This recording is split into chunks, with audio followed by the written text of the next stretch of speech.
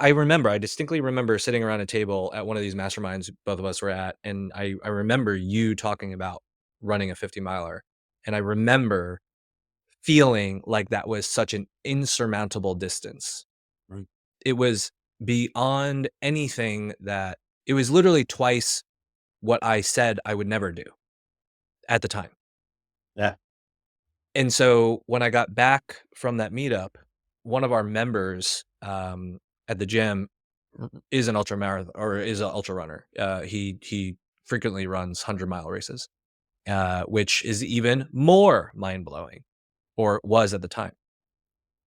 One of the things that I found from the training and then also just literally running the race is I have not run a 100-miler, and I'm not treating this flippantly, but it seems way more reasonable than it ever had before I had the experience of running 50 miles.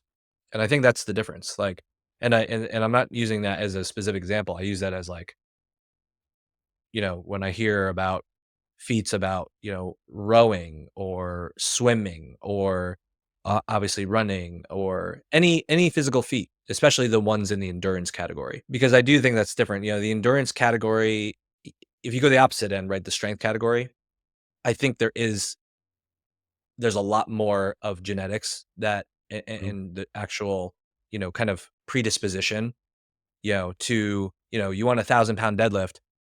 Guy my size is not doing 1,000-pound deadlift. I don't care how much he trains, right? Yeah. But what I like about the endurance world is that, and I wouldn't necessarily consider myself an endurance athlete, but what I like about the endurance world is that you can take all sorts of body types, shapes, experiences, and they can do those things. I mean, I've seen very large people that you wouldn't pass on the street and think they're doing an endurance race out on the trail.